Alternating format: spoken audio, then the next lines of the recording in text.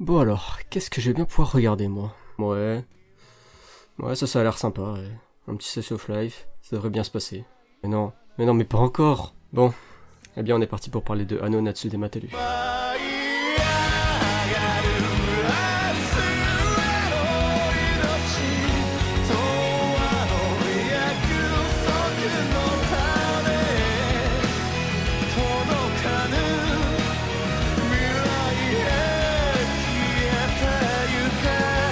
L'anime commence de nuit avec un jeune garçon du nom de Kaito, qui est en train de filmer quelque chose, quand tout à coup un vaisseau spatial apparaît, et Kaito manque de mourir mais il se réveille tranquillement chez lui le matin. Tout ça n'était peut-être qu'un rêve finalement.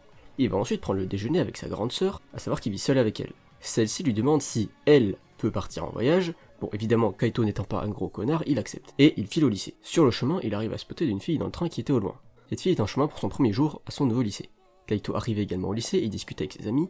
Kanna, Miyo et Tetsuro, tout ce beau monde observe aussi l'arrivée de cette nouvelle élève qui est en train d'arriver dans la cour, et eux ils sont à la fenêtre, c'est absolument pas chelou. Tetsuro connaît le nom de cette fille, qui s'appelle donc Ichika, et qu'elle est dans la classe supérieure. Comment? Bah parce qu'il a charmé ses profs, je sais pas. Et puis même, ça te sert à quoi de le savoir? Ichika va quant à elle faire la rencontre de Lemon, une fille de sa classe. À la pause de midi, Kaito et Tetsuro espionnent Lemon et Ichika, puis ils vont leur proposer de jouer dans leur film. Et évidemment, vu que c'est la première fois qu'ils se parlent, elles vont accepter. Vous êtes débiles, c'est pas vrai. Et les deux autres amis de Kaito et Tetsuro les rejoignent et demandent à participer au film aussi. Quelques dialogues niais plus tard, on apprend que Kaito a une marque dans le cou. Ouais, je suis sûr que c'est absolument pas lié à ce qui s'est passé la veille, tu sais, quand je t'ai pris un vaisseau spatial sur la tronche. C'est donc la fin de la journée. En rentrant chez lui, Kaito aperçoit Ichika en train de pêcher, va la voir et lui demande Là, je fais un ping-pong, ça se voit pas? Ah d'accord, ça a changé le ping-pong quand même. Ta gueule. Kaito rentre chez lui en imaginant ce qu'il aurait pu dire à Ichika si elle l'avait accompagné, comme par exemple lui proposer d'habiter chez elle vu qu'elle n'a nulle part où aller, mais en fait, plot twist, il était vraiment en train de lui parler, et du coup, il va accueillir Ichika chez lui. Bon, eh bien, c'est bien l'une des seules fois où le fantasme du personnage principal se réalise. Bon, c'est bien pour un premier épisode, ça commence tranquillement, comme un slice of life normal, c'est cool. Attends, mais c'était pas censé être un truc avec des vaisseaux spatiaux et tout? Oh mon dieu! Donc, la marque de Kaito le fait s'évanouir. Ichika qui était sous la douche arrive précipitamment, appelle sa valise qui fait apparaître un truc chelou avec une feuille sur la tête, qui lui-même fait apparaître un truc chelou autour de Kaito et Ichika, ces dernières l'embrassent pour le soigner mais également pour introduire un quiproquo, car la sœur de Kaito et une de ses amies rentrent au même moment et aperçoivent cette scène. C'est bon comme ça? Ouais, ça se barre en couille en assez peu de temps en effet. Attends, mais du coup, le vaisseau qu'on a vu au début, c'était elle. Du coup, elle a réussi à s'inscrire au lycée en si peu de temps. Ça, c'est ce qu'on appelle une administration efficace. Et pourquoi les profs sont au courant aussi? Vient ensuite une petite discussion pour mettre les choses au clair. Au bordel. Ensuite, Kana, qui était du coup avec la sœur de Kaito, va mettre Tetsuro et Mio au courant et... Attends, mais elle est à poil là. Non mais ça se voit là. Il pensait qu'on allait pas s'en apercevoir. Vous pensiez vraiment que ma vision perçante n'allait pas apercevoir ce détail? T'avais pas vu? Non. Bon, le lendemain, ils vont accompagner sa sœur à la gare, puis direction les boutiques. Ok, arrêtez ça tout de suite. Quand ils rentrent chez eux, ils ont l'immense surprise de voir que tous leurs amis sont rentrés par effraction chez Kaito, grâce à l'aide de Lemon, mais ça a pas l'air de poser plus de problèmes que ça. Kaito veut faire sa déclaration à Ichika, mais elle l'interrompt sans qu'il voulait révéler le fait que c'était un alien. Mais ce petit malentendu va causer quelques problèmes qui se régleront avec encore plus de dialogues niais.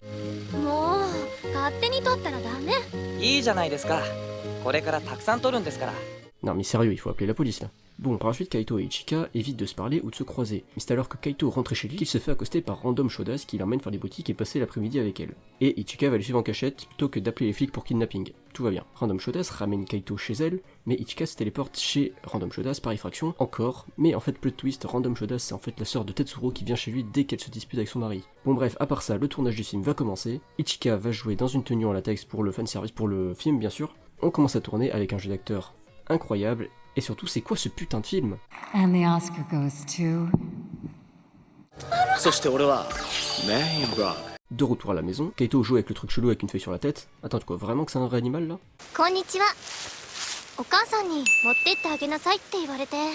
Mais il pleut là. Ouais, ma mère m'aime pas trop apparemment. Bon, il l'invite à entrer et se demande pas pourquoi elle lui amène du colza. Ichika en fait des sandwichs et ils se mettent à discuter. Et attendez, mais en fait, qui fait des putains de sandwichs au colza?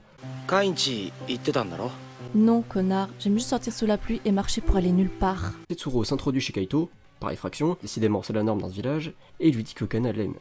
Sérieux? T'aurais pas pu attendre le lendemain pour le dire? Ça valait vraiment le coup de s'introduire par effraction pour lui dire ça? Ensuite, grâce à la sœur de Tetsuro, tout le groupe part en vacances à Okinawa. Et vous savez, des fois, on a des beach épisodes dans les animés. C'est rarement des épisodes notables, mais au moins ça dure qu'un épisode. Et là ils se sont dit, venez, on en fait un arc entier. Bref, ils s'amusent, tout le monde est content, jusqu'à ce que Kaito retrouve son ami d'enfance, à Okinawa.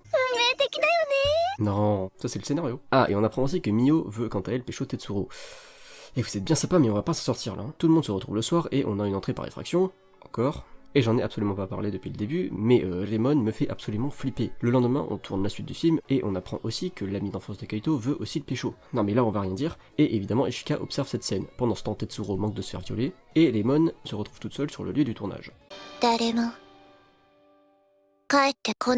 Qu'est-ce que t'en sais? T'as tout prévu? Mais t'es Redark, c'est ça? Bon, du coup, tout le monde revient. Voilà, on peut voir qu'elle a un pouvoir de déduction aussi fort que celui de Redark. Tout le monde invente le pire mensonge du monde pour se justifier. Quelques temps après, Tetsuro se fait stalker et kidnapper sous les yeux de Mio, qui va quand même empêcher cela. Sinon, j'ai une autre technique qui s'appelle appeler les flics. Et là, on a une grosse révélation, c'est que Mio est une nudiste. Attends, mais ça change rien? En effet, de retour de Okinawa, ça commence à devenir long cette histoire, donc en gros le truc chelou avec une feuille sur la tête arrive pas à réparer l'ordinateur, ce qui va faire en sorte qu'un vaisseau de sauvetage va arriver. Et pendant ce temps, on a une sorte d'épreuve de courage, et Kaito a peur d'un insecte. Respecte-toi putain un minimum. Ils ont embauché la sœur de Tetsuro pour jouer le fantôme, ce qui va tellement surprendre Mio et Tetsuro qu'ils vont tomber et s'embrasser. Évidemment, ça c'est la scène classique. Bon, le vaisseau arrive, et après une course-poursuite acharnée, ils arrivent à le mettre hors service pour éviter qu'il ramène Ichika sur sa planète. Bon, et du coup vient une terrible révélation encore, c'est que Ichika est une alien. J'adore parce qu'ils sont dans un vaisseau spatial mais ils en ont absolument rien à branler. Et aussi il faut qu'on parle d'un truc, dans cet animé, mis à part Kaito et Ichika, tout le monde aime une personne, mais personne aime la personne qu'il aime en retour. Et cette fois-ci, on a une déclaration d'amour entre Kaito et Ichika,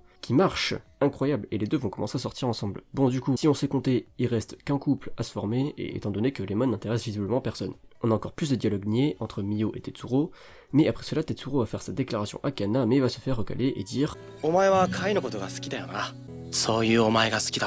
T'es chelou mec. Ensuite Kanna arrive chez Kaito pour faire sa déclaration, mais pas de bol non plus parce qu'il est déjà en couple. Bref, tous les problèmes sentimentaux sont réglés, et on peut continuer à tourner le film.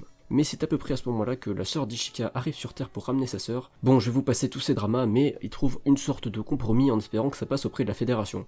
Étrangement, ça ne passe pas, et un vaisseau de récupération est envoyé. On apprend que Lemon sait grosso modo conduire un camion, Mio et Tetsuro sortent en moto du camion pour essayer de faire diversion, évidemment c'est un vaisseau spatial, t'as cru qu'avec ta putain de moto t'allais y arriver, et Kanna sort à pied. Les laisser faire ça c'est des tentatives de meurtre à ce niveau-là. Bon malheureusement le camion a un accident, mais ce n'est pas grave parce que truc chelou avec des feuilles sur la tête sert aussi d'herbaille. Kaito et Ichika vont prendre le train pour se rendre je ne sais où, les Men in Black arrivent sur le lieu de l'accident, il y a des explosions, et attends quoi, les Men in Black arrivent? C'est dans le script ça? Bon, Kaito et Ichika arrivent sur le lieu recherché, mais Ichika se fait quand même ramener dans l'espace. Tout ce passage ne servait visiblement à rien. Bon, eh bien, c'est la fin.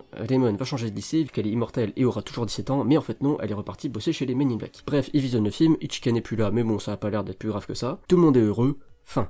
Clairement, c'est un ennemi qui avait du potentiel, et qui est globalement gâché par des dialogues niais, incohérents et pas hyper intelligents. Mais bon, ça reste un petit animé sympa, un peu con à regarder. Clairement, j'ai pas mal rigolé avec certains dialogues, même si je crois que c'était pas vraiment le but premier. Il y a néanmoins des thèmes intéressants à aborder, donc je vous conseille quand même cet animé. En tout cas, c'est très loin d'être mauvais. Je vous remercie donc d'avoir regardé ce nouvel épisode du coup des Honnêtement. J'espère en faire une petite série bien sympa. Si la vidéo vous a plu, n'hésitez pas à vous abonner, à mettre un like, à mettre un commentaire. N'hésitez pas à partager la vidéo. Moi, je vous retrouve une prochaine fois. Au revoir.